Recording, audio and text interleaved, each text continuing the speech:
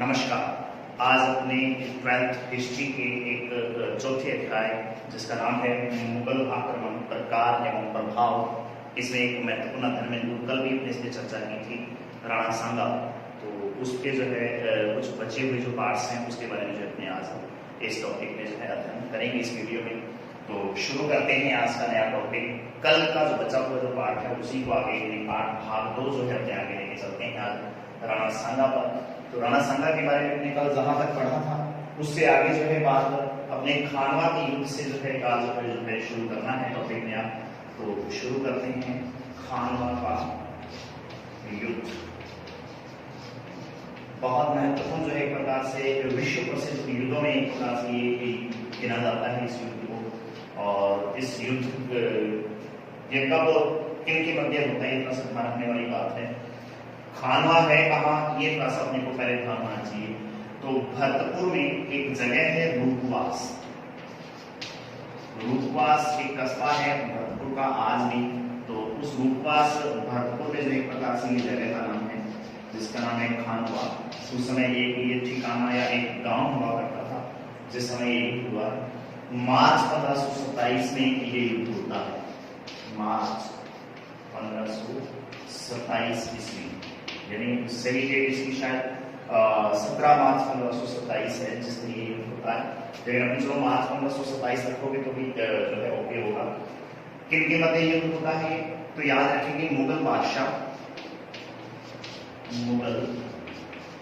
बादशाह बाबर जिसने मुगल वंश की स्थापना की है और इसके खिलाफ लड़ रहे हैं राजस्थान के वीर स्वामी का नाम सांगा। बहुत महत्वपूर्ण जो युद्ध होता है और इस युद्ध का जो एक प्रकार से सीधा सा एक प्रकार से जो अंतिम विजय है वो अपने आप में इस बाबर की होती है। और राणा सांगा इस युद्ध में पराजित हो जाते हैं और ये इनके जीवन का मान लो अंतिम युद्ध है। इसके बाद में जो है राणा सांगा जो है 1528 में देहांत होता है उनका। तब तक जो एक प्रकार से उनका अंतिम युद्ध के प्रकार से इसको मान सकते हैं खानवा के युद्ध को। तो शुरू करते हैं इस टॉपिक को।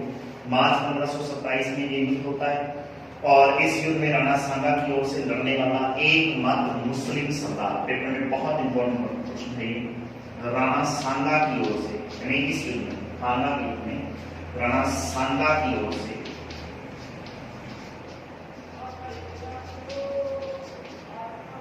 लड़ने वाला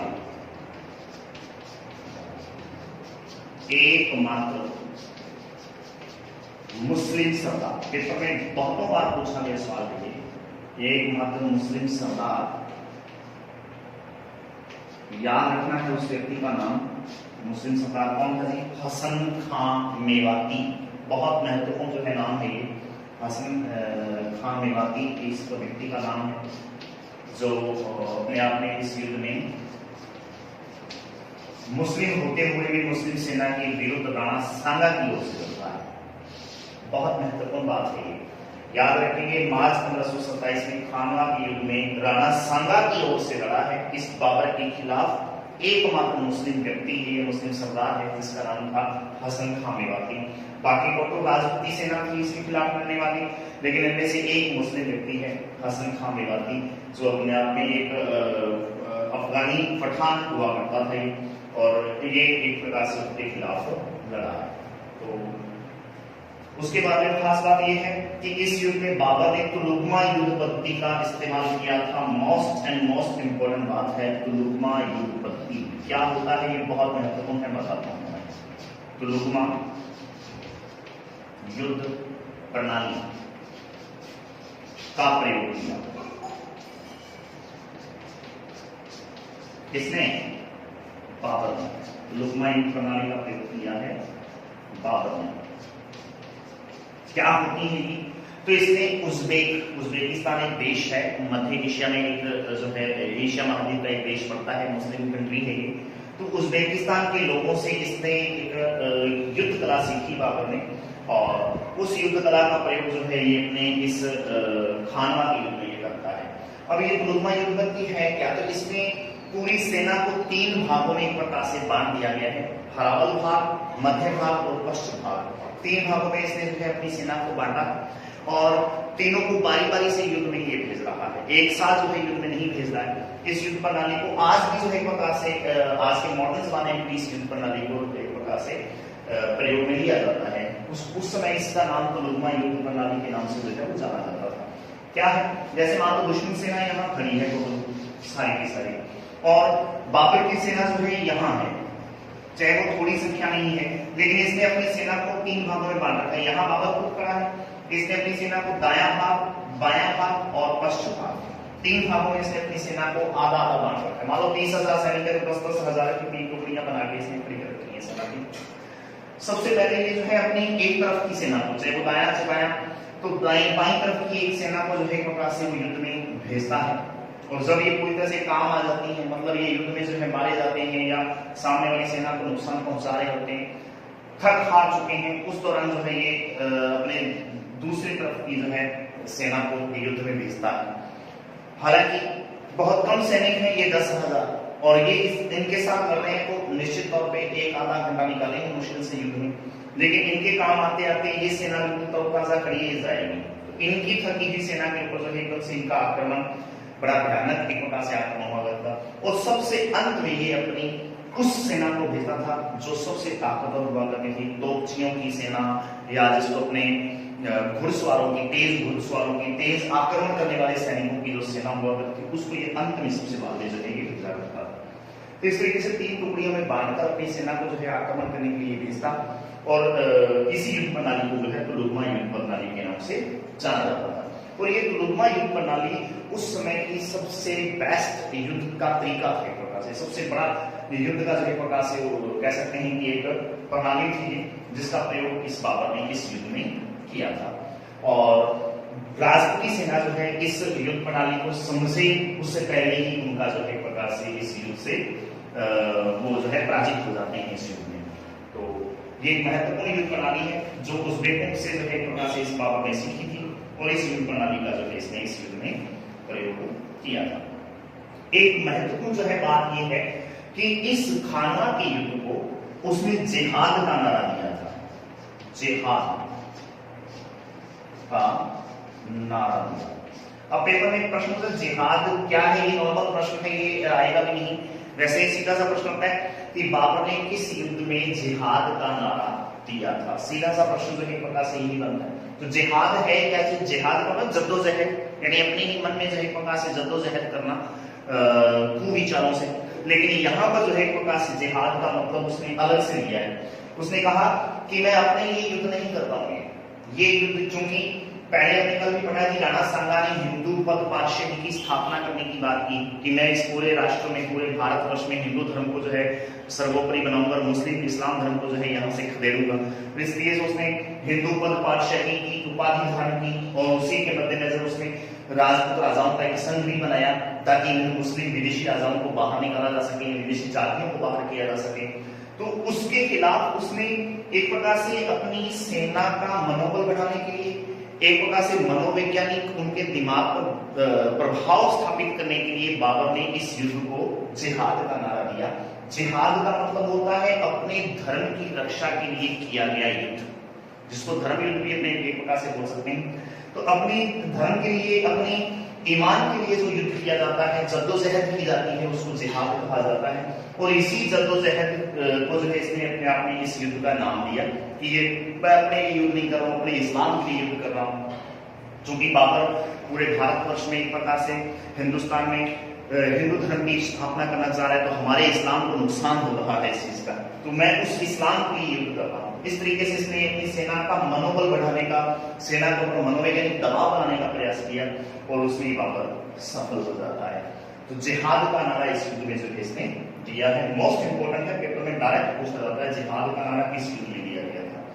फिर बात आती है कि अब युद्ध हो रहा है, तोप खाने का प्रयोग किया जा रहा है, बहुत जो एक प्रकार से बड़ी बड़ी तोपें एक प्रकार से युद्ध में लेके आता है, और तोप से गोले दागे जा रहे हैं।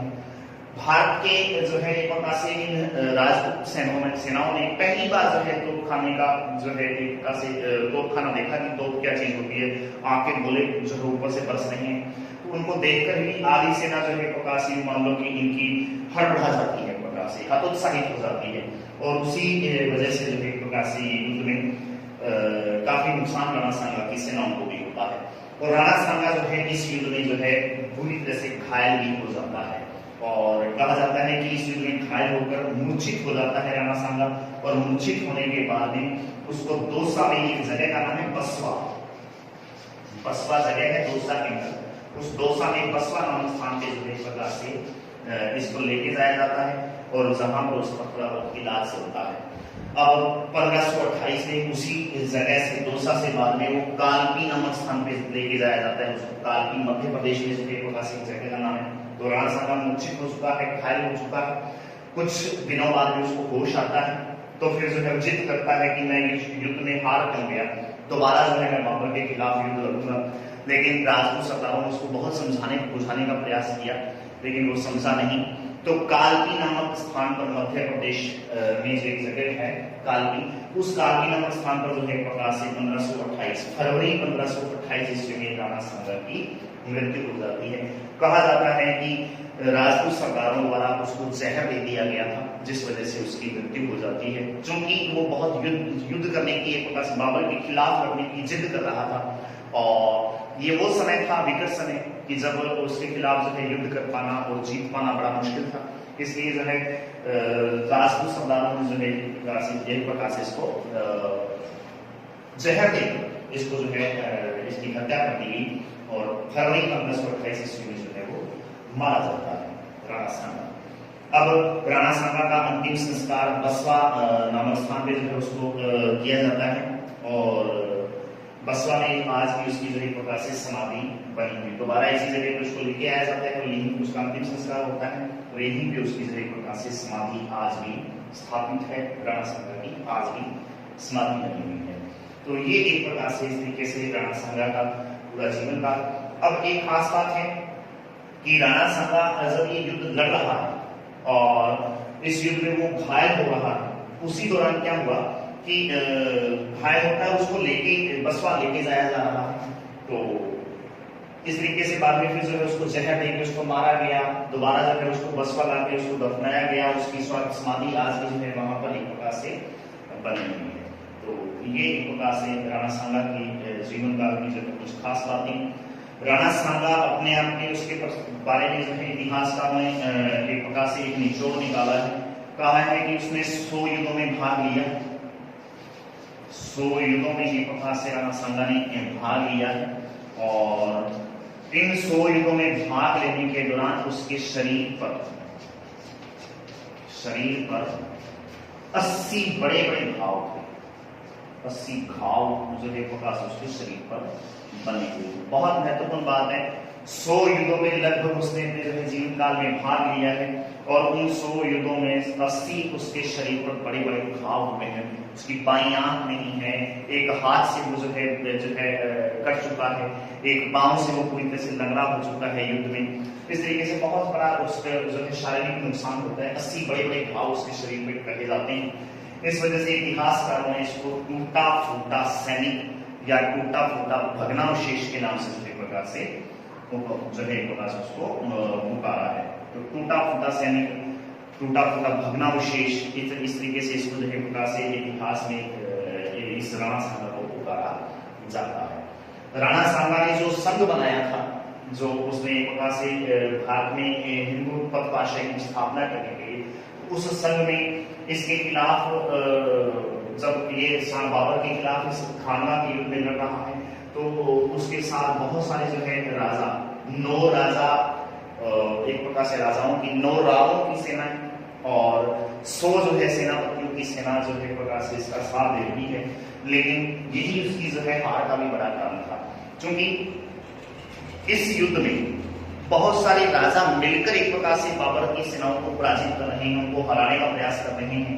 तो इस खानवा के युद्ध में हालांकि मुख्य नेतृत्व तो राणा सांगा के हाथों में था, लेकिन ये एक प्रकार से उस जो है सेना जो इसने एक प्रकार से छुटपुट तरीके से इकट्ठी की है, उस सेना को पूरी तरह से एक जो है धागे में पिरो कर नहीं रख सका, एक सेनापति नेतृत्व में जो है प्रकार से वो नहीं रख सका। जिस वजह से जो है उसकी सेनाएं जो है अपने अपने रावों या अपने अपने राजाओं का जो है इशारा समझ रही थी, रणसांगा के जो है इशारा पे जो है प्रकार से उपाय नहीं कर रहे थे। और यही कारण है कि एकदम से एकजुट होकर एकता के सूत्र में बंध कर जो है इसके खिलाफ युद्ध नहीं कर पाए। और दूसरी तरफ बाबर ने पूरी तरह से तैयारी कर रखी है, उसको पता है कि रणसांगा एक बड़ा एक प्रकार से शासक है और बड़ी ताकत है उसके पास, सैनिक पावर, इस वजह से उसको हरा पाना बहुत मुश्किल है। तो उसने तुलुगमा युद्ध प्रणाली का प्रयोग किया, तोप खाने का प्रयोग किया, अपनी सेना का मनोबल बढ़ाने के लिए उसने जिहाद का नारा दिया।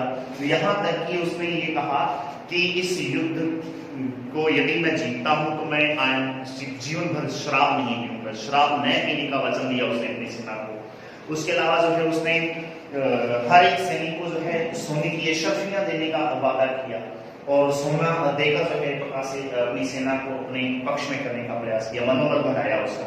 इस तरीके से बहुत सारे उसने कार्य किए और उसके अलावा भी बहुत सारे उसने प्रलोभन दिए अपनी सेना को और इसी वजह से जो है वो अपनी सेना का मनोबल बढ़ा पाया और जीत पाया, एक सूत्र में बांध कर रख पाया उस पूरी अपनी सेना को। लेकिन रणसांगा ऐसा करने में असफल रहा।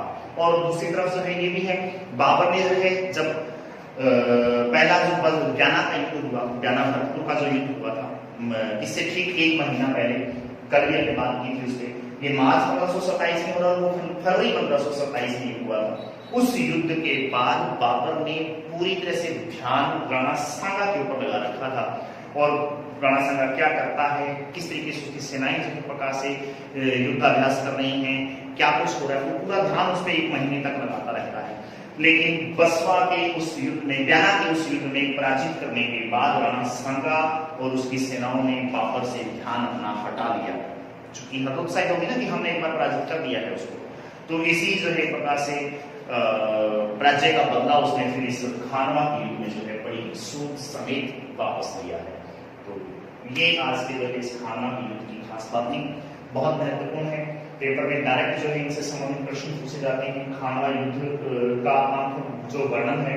और दूसरा प्रश्न जो सबसे महत्वपूर्ण वो ये है कि एकमात्र मुस्लिम सरदार जो उसके खिलाफ लड़ा है, बाबर के खिलाफ, वो कौन है, तो हसन खां मेवाती है। तो तुलुगमा युद्ध प्रणाली का जो है क्या है, इसके बारे में वर्णन कीजिए, ये प्रश्न है, आप इनको नोट भी कर सकते हैं। उसके बाद में जिहाद का नारा जो है बाबर ने किस युद्ध में दिया था। इस तरीके से कुछ एक महत्वपूर्ण प्रश्न है, आप इन प्रश्नों को अच्छी तरह से याद कीजिए। आज के लिए इतना ही, धन्यवाद, जय हिंद, जय भारत।